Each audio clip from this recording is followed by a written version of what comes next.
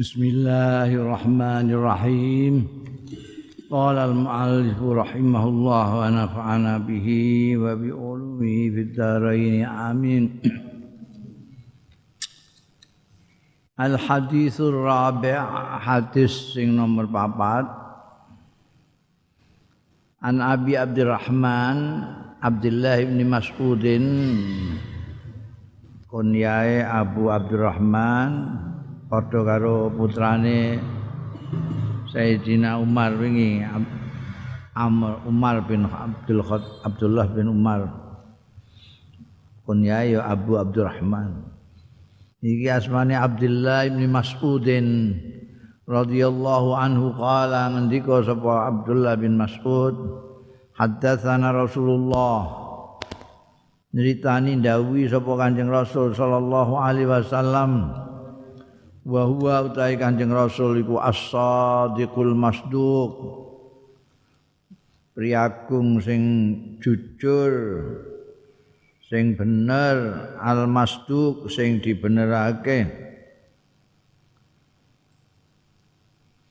dingendikani inna hadakum setune salah siji ro kabeh iku yujma'u dikumpulake apa khalquhu penitahane ahadukum fi batni ummihi ana ing jerone wetenge mboke ahadukum arba'ina yauman 40 apane yauman dinane nutfatan berupa nutfah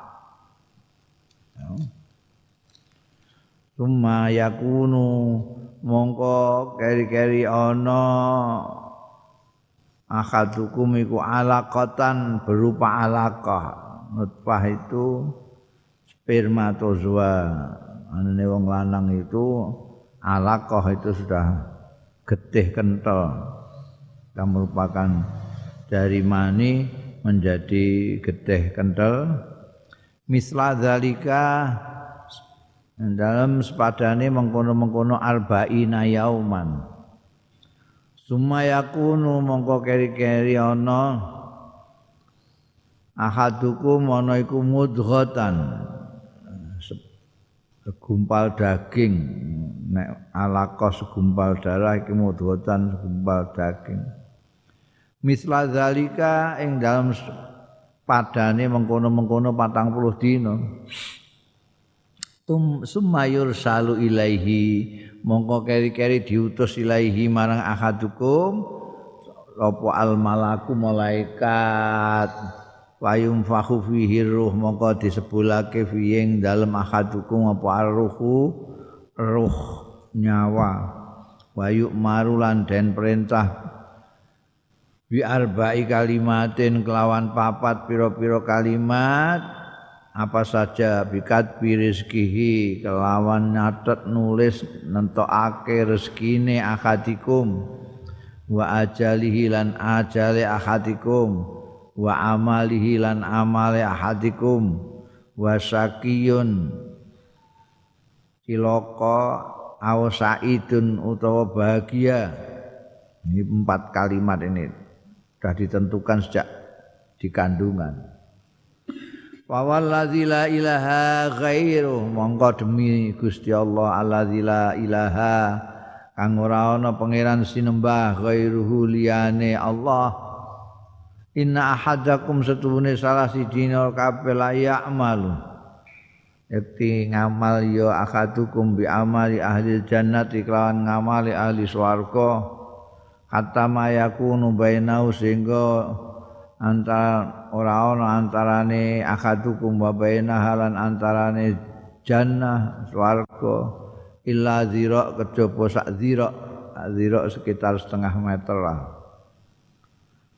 sehasta payas biku mongko ndisi alaihi ing ngatasé akadikum apa alkitab kitab catatan yang pertama tadi waya malu mongko nindakake ya ahadukum bi amali ahli nari kelawan amali ahli neraka naudzubillah min zalik wa yadkhuluha mongko mlebu sapa ahadukum ing ahli ing nar wa inna ahadakum lan setune salah siji ro kabeh la ya'malu Yaktine ngamal ya ahadukum bi amali ahli nar kelawan ngamali ahli neraka hatta mayakun sehingga barang kang ana bainahu antarane ahadukum wa bainalan antarane nar illa apa illa diraun kejaba sak hasta fayasbiku mongko ndisiki alaihi ing atase ahadukum apa alkitabu catatan biyen kae payak malu mongko ngamal ya akadukum ahlil bi amali ahlil jannati kelawan amali ahli swarga fayadkhuluha mongko mlebu sapa akadukum al jannata ha ing jannah rawahu riwayatake hadis sapa al Bukhari Imam Bukhari wa Muslimun lan Imam Muslim. Nah ini proses kejadiannya manusia itu nek mbok cocokno mbekan ahli-ahli kedokteran nanti bisa kaget jadi 15 abad yang lalu Kanjeng Nabi sudah ngendikakno mengenai proses manusia jadi ini proses kejadian di manusia 40 hari masih berupa nutfah nanti 40 hari lagi sudah menjadi alaqah 40 hari lagi menjadi madghah itu berapa bulan itu 4 bulan 4 bulan kalau sudah itu terus Allah mengutus malaikat untuk meniupkan ruh kepada janin ini tadi yang sudah 40 tambah 40 tambah 40 tadi ya. 10 mulai bayi ana ruhe yaitu setelah 40 dina 40 dina 40 dina jadi pirang dina itu 120 dina ya 120 dina pirang bulan 4 bulan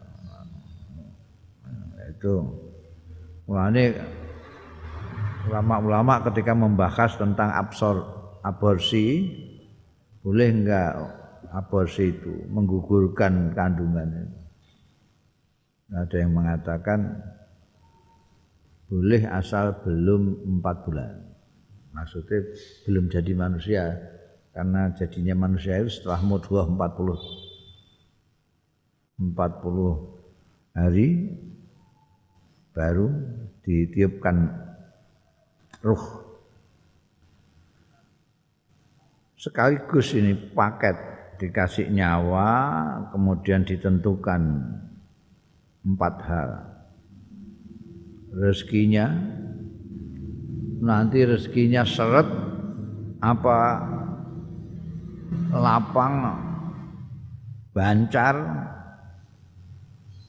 itu sudah dicatat sejak di kandungan itu.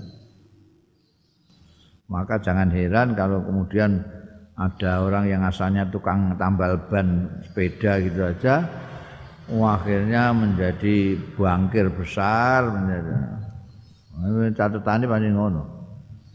Ono sing pinter sarjana ekonomi S3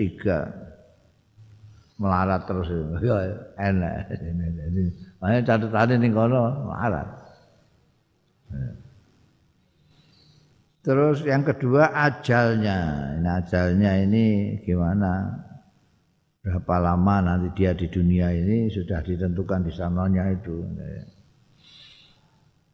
Yang ketiga amalnya. Amaliyahnya gimana? Baik apa buruk? Yang medeni iki ana sakiyun wa sa'idun yang ngomong. Orang ini cilaka apa bejo atau bahagia itu juga sudah dicatat. Jadi ada orang yang sudah ditulis cilaka iku naudzubillah, dia selama hidupnya itu ngamaliyah swarga kabeh. Jadi orang sudah ini swarga itu.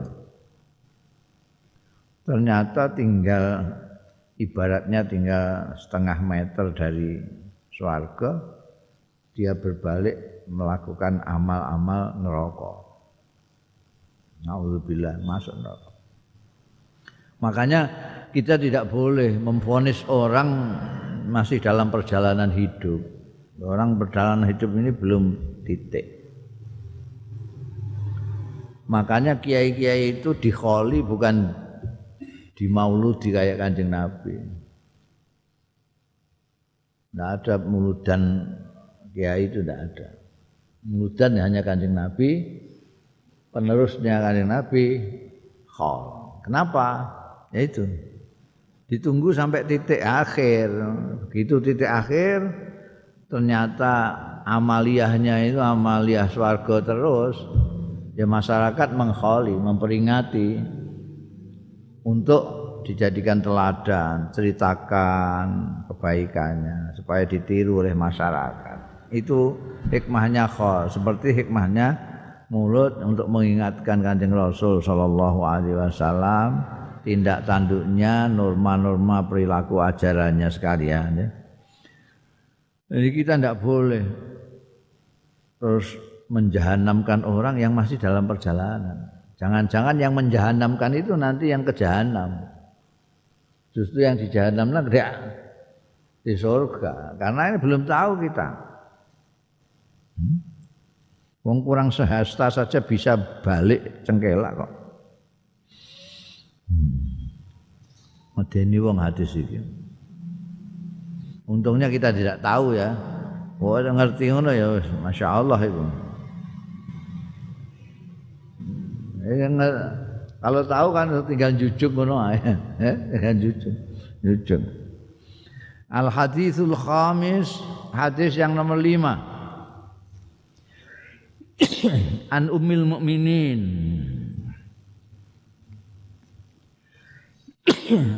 An ummil mukminin saking ibune wong-wong mukmin kabeh. Julukane gelare garwane Kanjeng Rasul sallallahu alaihi wasallam iku ummul mukminin.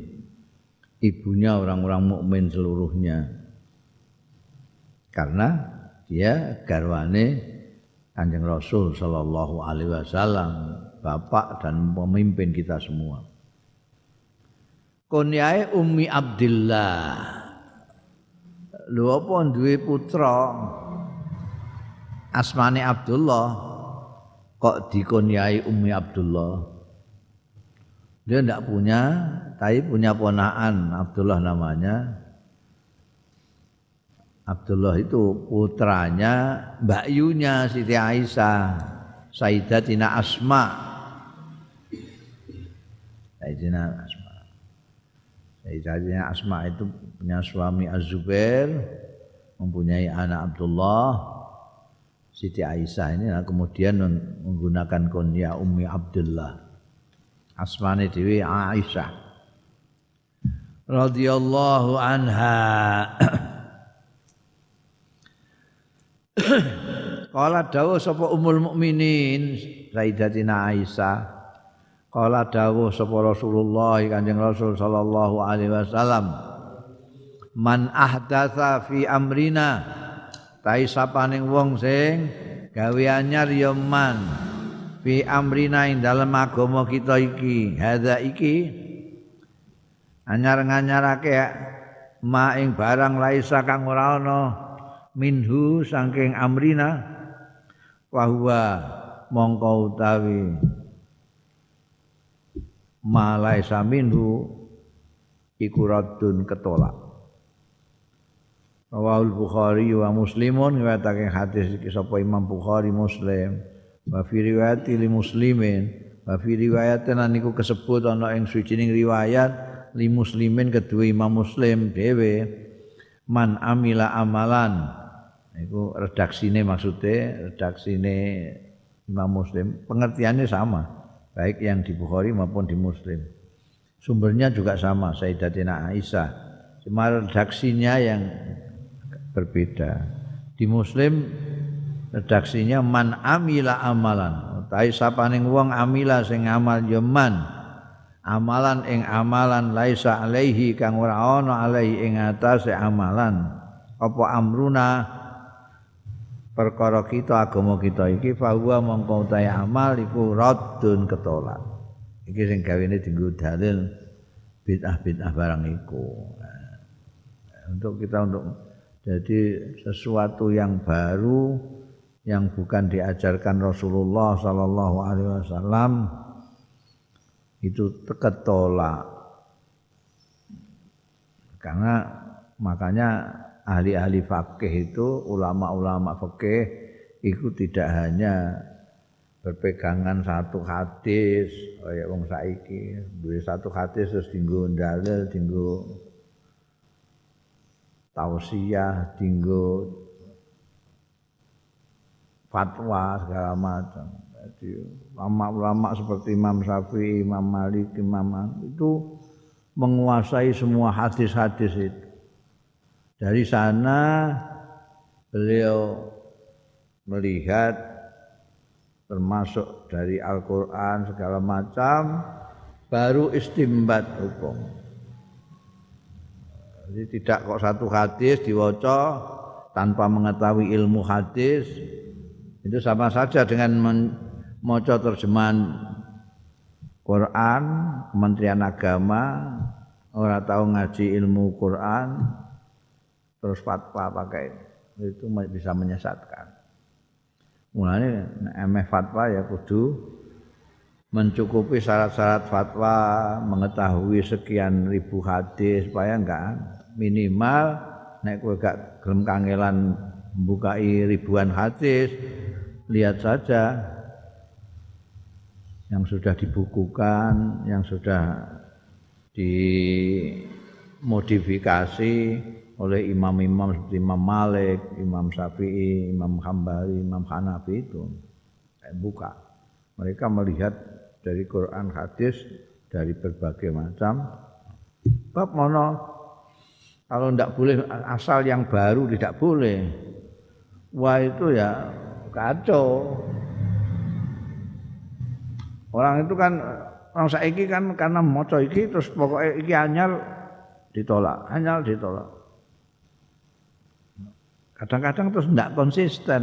Yang ditolak yang dia tidak biasa ngamalno, yang dia tidak suka saja yang dibid'ahkan. Tapi yang sudah terlanjur dilakukan, ini tidak sadar. Karena biasanya sing gawene dibid'ahkan kan nguludan, kalau gitu, tahlilan, enggak ada. Tapi tidak sadar bahwa mushaf yang dibaca setiap hari dia buat dalil juga itu bid'ah juga. Karena zaman Kanjeng Nabi itu tidak ada Quran mushaf itu tidak ada. Karena alasannya, tapi kan sejak zaman Sayyidina Utsman sudah dimodifikasi, sudah dibikin kayak Quran ini. Iya, tapi pada waktu itu tidak ada titik, tidak ada. Quran zaman Sayyidina Utsman itu sudah merupakan mushaf, tapi tidak ada titiknya, tidak ada. Titik ditemukan itu beberapa lama setelah Sayyidina Utsman. Ada jenius yang mendapatkan titik. Dulu tidak ada titiknya. Makanya sering terjadi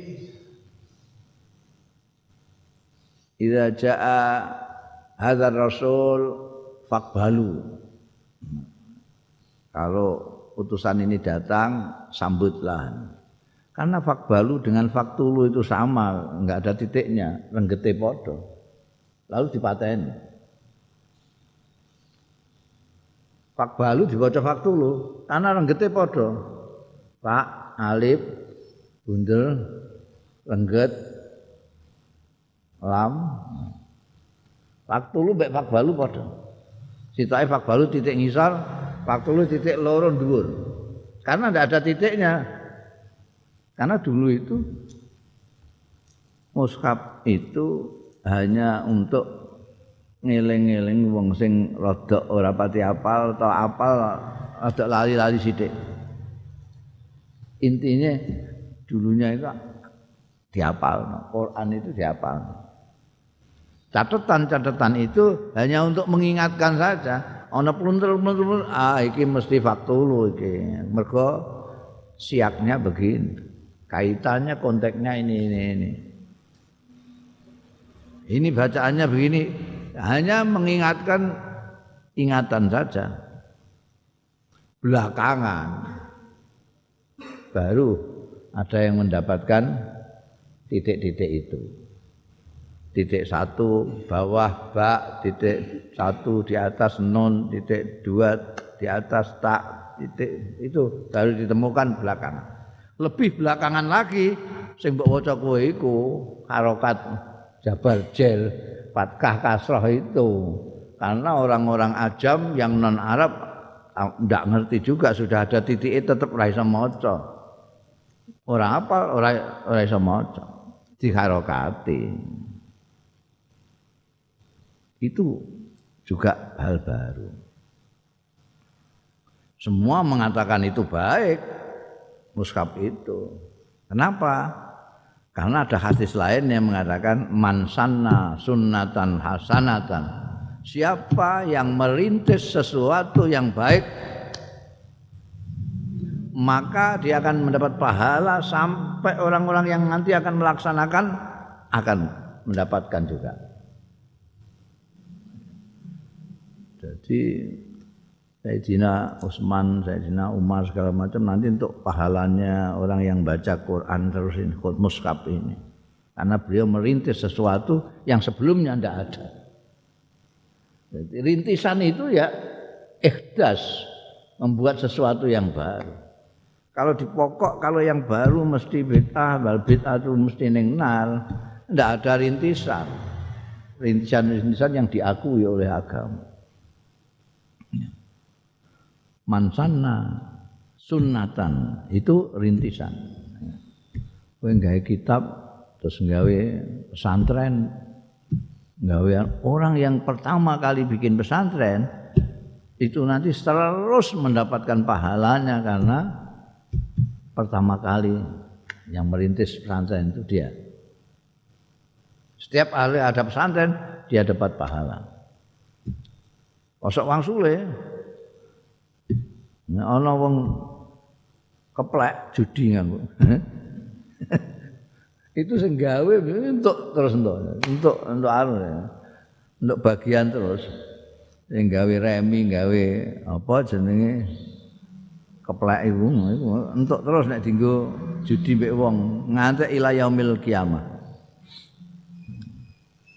Jadi memang ya kudu ngaji ya. Al-haditsus sadis, hadis yang ke-6. An Abi Abdin Nu'man bin apa to keliru iki mesti an Abi apa? Abdillah. Iya. An Abi Abdillah, kurang Allah itu ning ngono. Sing kaya naskahku iki mesti iki gawe anu gawean kene iki. Oh Surabaya. Kurang. An Abi Abdillah iku kunyae sahabat Nu'man bin Bashir.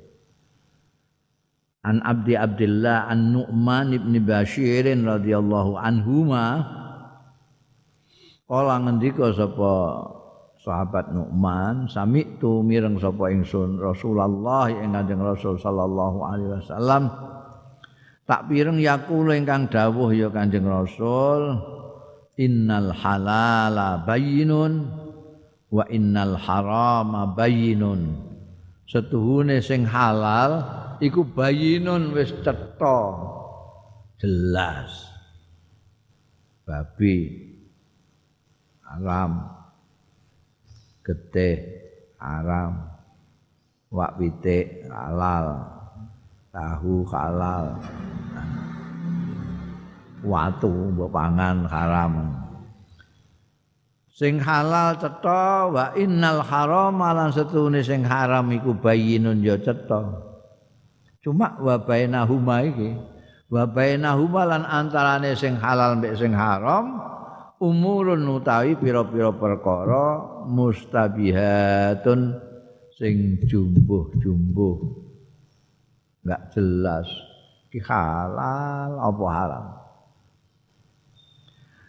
Layak lamuhuna sing ora ngerti ing umur mustabihatun mau sapa kathirun wong akeh minan nasi saking manusa. Banyak sekali yang tidak tahu yang tengah-tengah itu yang haram halal yang bagaimana.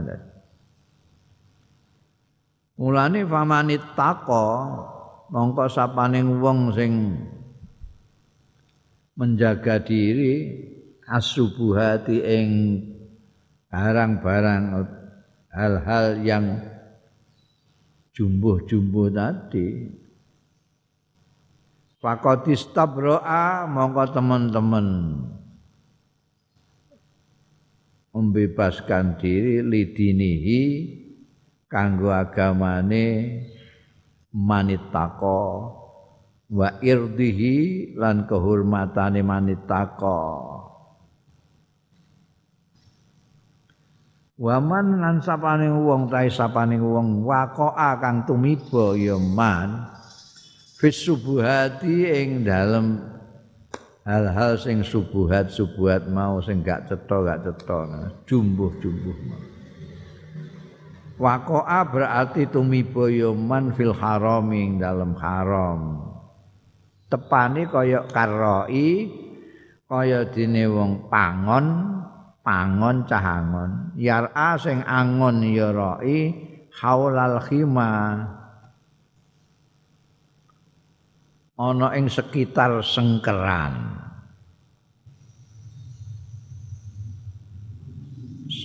itu saiki jenenge apa cagar ana sing jenenge cagar budaya. Ana cagar kerajaan, cagar itu khima.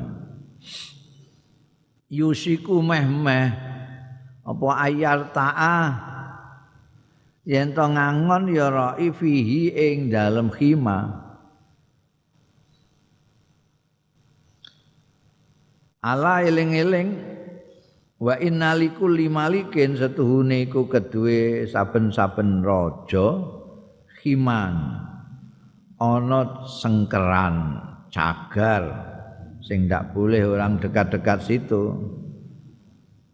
Ala eling-eling wa inna himallah lan setuhune sengkerane Gusti Allah, cagarnya Allah iku maharimuhu perkara-perkara sing diharamake Allah taala. Kalau yang halal itu jelas, yang haram jelas. Ada yang tidak jelas haram dan tidaknya. Itu sikap kita bagaimana sebaiknya? Karena banyak yang tidak tahu ini halal apa haram, halal apa haram. Kalau menurut hadis ini itu kalau orang menghindarkan yang tidak jelas itu dia akan bebas, enak. Mulane orang-orang yang namanya wirai itu kalau ndak jelas-jelas halal ndak mau. Subuhat ndak mau. Ini kopinya siapa? Ini kok cingkire seperti kopi saya, tapi tadi saya ingat saya ndak pernah bikin kopi. Ini enggak jelas ini. Melihat cingkirnya punya saya, melihat kopinya ini kayak bukan punya saya. Kowe sikat ae lah apa. Salah nganggo cingkirku anu. Tapi kalau orang wirai tidak mau, ditunggu dulu sampai jelas. Nah, kalau enggak jelas ya sudah tidak dimakan. Gitu. Nah, yang subhat-subhat jadi orang-orang wirai itu tidak hanya menghindari yang haram, tapi menghindari juga hal-hal yang tidak jelas halalnya. Jadi kamu menggembala kambing dilarang dekat-dekat cagar budaya atau itu ada biasanya raja-raja punya sengkeran ini miliknya raja tidak boleh orang masuk kambing maupun orang tidak boleh masuk tapi kamu angon wedhus ning kono ning sekitarnya itu kamu tidak masuk karena kamu bisa baca tulisannya dilarang tapi kambingmu kan tidak bisa baca kambing dia bisa masuk situ. Mulanya lebih baik menghindari dari khimah itu. Ya, bicara soal sengkeran, soal cagar itu setiap raja punya itu, mesti punya. Dia punya sesuatu yang hanya milik raja. Malah nek aja Jawa kene ana keputren, ana macam-macam sengkerannya yang tidak boleh dimasuki orang awam, orang umum. Lah cagarnya Allah itu ya yang diharamkan Allah itu. Nah, jangan dekat-dekat itu karena itu sengkerane Gusti Allah taala. Allah eling-eling wa inna fil jasadi mudghah wa innal fil jasadi setuhune fil jasadiku ing dalem jasad kita semua ini mudghatan ana segumpal daging mudghah idza saluhat tatkarane patut ya mudghah saluha mongko patut apa al jasadu jasad kulluh sekabehane jasad badan fisik kita ini tapi wa idza fasadat nalikane rusak apa mudghah mau fasada mongko rusak apa al jasadu jasad iki kulluh sekabehane jasad ala eling-eling wa hiya utawi mudghah iku al qalbu biasanya kita maknani hati. Kalbu itu kowe nek kepengin tuku hati ning gone pasar Arab. Terus kowe muni ana uridu qalban. Kowe dikei jantung. Tuh. Ini kan jantung. Ya kamu mintanya jantung, qalban. Maksud saya mbok terangno mbek anu bingung kowe. Ning kene iku ning kene. Ora sing ning kene gak, ning kene iku. Nek bakule iku paham, oh kibda. Nek ati sing mbok sate itu kancane rempelo barang itu jenenge kibda. Itu bahasa fisik. Tapi qalb yang berlaku di kitab-kitab itu bisa berarti fisik, bisa berarti non fisik. Umumnya non fisik, mulane dimaknani hati. Ning kene juga lalu kalbu itu hati. Jagalah hatimu. Itu maksudnya kalbu. Kalbu dari bahasa Arab juga kalbu. Ning kene sing dimaksud juga itu, yang non fisik. Bukan yang fisik, karena yang fisik maknanya jantung, kalbu itu. Nek menurut konsep Imam Ghazali di dalam setiap yang fisik dalam tubuh kita itu ada yang non fisik di sana. Yang bersifat nur. Makanya disebut ada hati yang fisik, hati nurani. Ini yang tidak kelihatan, tidak kasat mata. Iku mbakas anu iku Imam Ghazali mbakas soal batin manusia itu. Qalb itu dibakas macam-macam karena ada istilah ruh, ada istilah nafas, ada istilah qalb. Tidak pernah dibakas kibda itu, kabid itu, karena kabid itu liver. Orang sakit liver lain dengan sakit kolb. Kalau kolb didatuk di ninggonean sinar harapan apa-apa, khusus jantung. Nah, liver lain lagi, itu hati.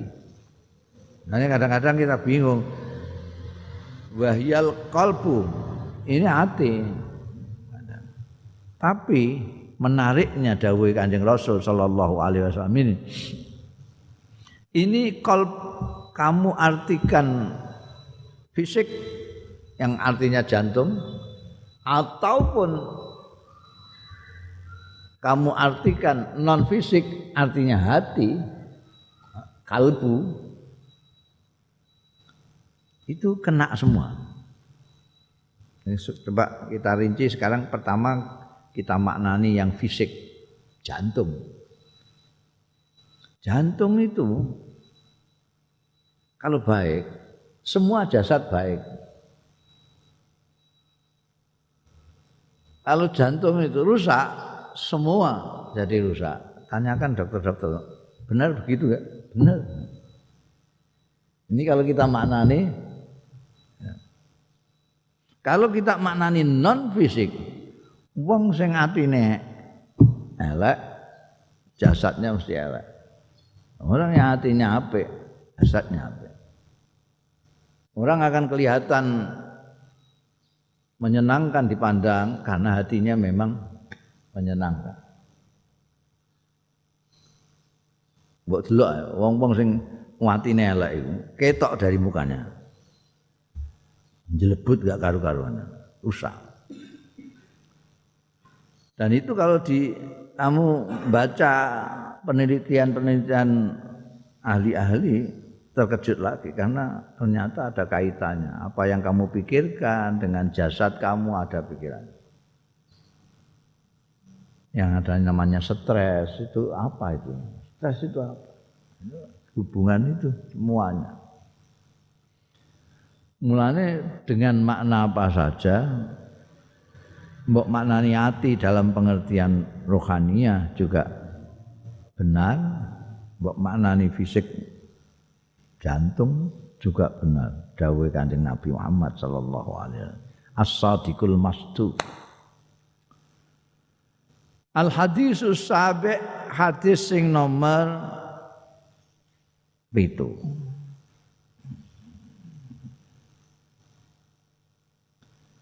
An Abi Ruqayyah, kunyah iki saking sahabat Abu Ruqayyah, asmane dhewe Tamim bin Ausin, Tamim bin Aus Ad-Dari radhiyallahu anhu, anna nabiyya satuhune Kanjeng Nabi sallallahu alaihi wasallam kala ngendika Kanjeng Nabi, ad-dinu an-nasihatu, utawi agama iku an-nasihatu, gawe becik. Di sini nasihat kemudian berkembang menjadi anjuran baik, bukan berbuat baik tapi anjuran baik. Nasihat. Ayo dengarkan nasihat. Betul, aslinya nasihat itu berbuat baik. Kulna matur kita para sahabat pada waktu itu, menurut ceritanya Tamim bin Aus, kita semua pada waktu itu bertanya, nasihah itu liman. Kalau agama itu nasihah, kepada siapa? Berbuat baik kepada siapa?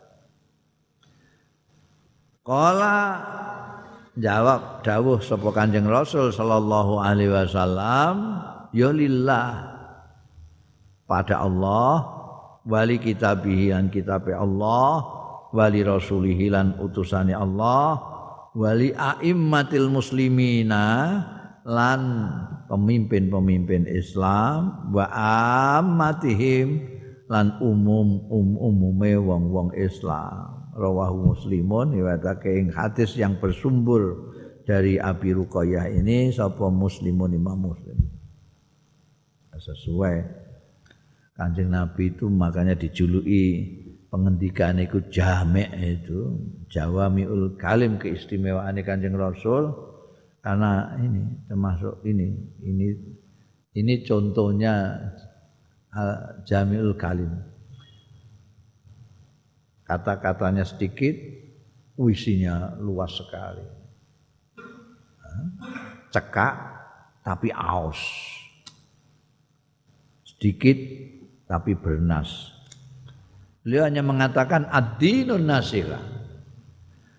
Agama itu prinsipnya adalah berbuat baik, melakukan kebaikan. Kepada siapa? Kepada Allah. Baik kepada Allah gimana? Ya semua perintahnya Allah dilakukan, semua larangannya Allah dihindari. Itu namanya berlaku baik kepada Allah, nasihah. Kepada siapa lagi? Ke kitabnya. Kitabnya jangan hanya untuk pajangan di rak buku. Jangan hanya dibaca pendak Ramadan secara kilat. Sekarang malah ada metode khatam sebulan 3 kali. Itu memperlakukan kitab Allah tidak sebagaimana mestinya, tidak nasihah itu. Lah yang benar bagaimana? Ya dibaca, dipahami artinya, diamalkan isinya. Itu namanya berbuat baik terhadap kitabullah. Kalau berbuat baik li rasulihi pada Rasulullah sallallahu alaihi wasallam bagaimana? Apa cukup kita selawat saja? Tidak cukup. Kalau mau berbuat baik benar mbak Kanjeng Rasul, dicontoh perilakunya semua semampu kita. Apa yang kita bisa mampu lakukan. Banyak sekali kok contoh-contohnya Kanjeng Rasul sallallahu alaihi wasallam yang baik. Jadi kita bisa, misalnya kita jadi pedagang, bisa niru Kanjeng Nabi kejujurannya. Nanti kita lihat kalau kita dagang menurut perilaku Kanjeng Nabi jujur, lihat nanti daganganmu akan laris, akan barokah. Kalau kamu jadi pemimpin, kamu harus amanah. Kamu harus ngayomi yang kamu pimpin seperti Kanjeng Rasul sallallahu alaihi wasallam. Kalau kamu punya umat, kamu harus punya kasih sayang kepada umat. Mau berkorban untuk umat. Enggak bisa apa-apa. Yes, kamu sembahyang sunat-sunat saja seperti Kanjeng Rasul. Apa yang kamu bisa lah. Kanjeng Nabi itu kalau duha salat minimal 2 rakaat. Ya kamu bikin. Jadi banyak hal-hal itu yang namanya nasihat kepada Rasulullah sallallahu alaihi wasallam. Kepada pemimpin-pemimpin. Pada pemimpinnya kita ikuti semua yang diperintahkan, apa yang disuruh selama tidak bertentangan dengan Al-Khaliq. Ya. Nah, kalau bertentangan kita ingatkan. Ini kita nasihat kepada imam itu kalau benar kita ikuti, kalau ada kekeliruan kita benarkan, kita ingatkan. Sayangnya sekarang ini kan tidak seperti dulu sudah. Dulu itu tidak peduli pemimpin, tidak pemimpin. Kalau ada sesuatu yang tidak benar, itu selalu ada yang mengingatkan. Sekarang ini enggak. Justru yang biasa diingatkan itu yang di bawahnya saja. Santrine, umate, followere itu. Tapi kalau atasannya enggak ada santri kok ngeritik kiai ini gak on. Rakyat ngeritik pemerintah darani makar. Padahal itu nasihat itu juga gitu. Kalau benar diikuti kan. Jadi imam di depan keliru. Ya kita ingatkan. Ada aturan-aturan mengingatkan aja asalkan. Woi, imam keliru. Enggak. Mengingatkan kritik itu ada aturannya. Misalnya kalau laki-laki subhanallah. Itu mengingatkan subhanallah. Kadang-kadang imamnya bandel, sudah disubhanai bolak-balik tetap. Ya itu nasib ngono dadi. Nasibe makmum ya. Imam bandel ngono. Imam harus diperingatkan kalau keliru. Wa ammatihim juga harus kepada orang umumnya, orang Islam. Bagaimana itu? Dia mereka punya hak. Kalau dia salah kita benarkan. Kalau dia minta maaf kita maafkan. Bahkan kalau perlu tidak usah minta maaf kita maafkan. Dia orang awam, kita orang khos. Kamu pinter, dia tidak pinter, kan kamu harus lebih arif dari dia. Kalau kamu terus berkelahi dengan orang bodoh, orang terus bingung, yang bodoh kamu apa dia, kan gitu. Jadi itu gitu. Kalau kita nasihat kepada orang-orang awam, ya itu cara. Kita harus lebih sabar, lebih ngalah, lebih tahu. Kanjeng Nabi Muhammad SAW itu ketika jadi pemimpin didhawuhi karo Gusti Allah Ta'ala itu. Diberi rahmat oleh Allah Subhanahu wa taala, maka beliau itu lembut kepada umatnya. Fabima rahmatin minallah lintalahu. Kamu itu diberi Tuhan kelembutan hati terhadap umatmu. Lintalahu. Kok walau kunta faddan ghalidul qalbi, kalau seperti kebanyakan orang-orang itu ahli-ahli agama yang petentengan ngamukan itu, lampantu min qaulika. Mesti enggak punya anggota, kamu lari semua. Jadi harus lembut. Untuk menjadi lembut minta rahmat Gusti Allah. Kalau sudah menjadi pemimpin dan dibekali kelembutan hati oleh Allah Subhanahu wa taala, itu fa'fu anhum wastaghfir lahum. Kalau jadi pemimpin salah terus nabok, itu bukan pemimpin yang baik. Salah jadi maafkan. Tanyai dulu, kenapa kamu begini? Wong saya kula kinten ngaten. Oh, jadi kowe salah paham. Sok nek kowe gak paham takon ya. Nggih, maafkan. Fa'fu anhum. Lah kalau dia berdosa kepada Allah bukan pada kita, wastaghfir lahum. Kamu yang mintakan ampunan kepada Allah. Biyen Kanjeng Nabi ngono. Jadi kalau ada orang yang salah kepada beliau, beliau maafkan. Kalau bersalah kepada Allah, beliau mintakan maaf kepada Allah. Wastaghfir lahum. Dan jangan lupa meskipun umat itu di bawahmu, basyawir fil amri, ajak musyawarah. Kadang-kadang pikiran kita itu karena terlalu banyak hal yang kecil tidak terpikirkan. Sedangkan anak buah kadang-kadang tidak banyak pikiran, muncul pikiran-pikiran yang cemerlang. Dengan mengajak musyawarah dengan anak buah, maka apa yang kita pikirkan menjadi sempurna karena tambahan-tambahan masyurah dari orang-orang. Itu pentingnya musyawarah kan di situ. Karena tidak semua hal terpikirkan oleh kita. Apa yang tidak terpikirkan oleh kita mungkin terpikirkan oleh yang lain. Kalau kita musyawarah, ketemulah pikiran-pikiran baik menjadi satu. Baru idza azamta fatawakkal 'ala Allah. Kita musyawarah segala macam, mantap, bismillah, tawakkal 'ala Allah. Jangan durung-durung wis tawakal ala Allah. Lah bener. Tawakal itu setelah ikhtiar, setelah musyawarah dan lain sebagainya. Makanya dulu ada yang bertanya kepada Kanjeng Rasul sallallahu alaihi wasallam soal tawakal ini.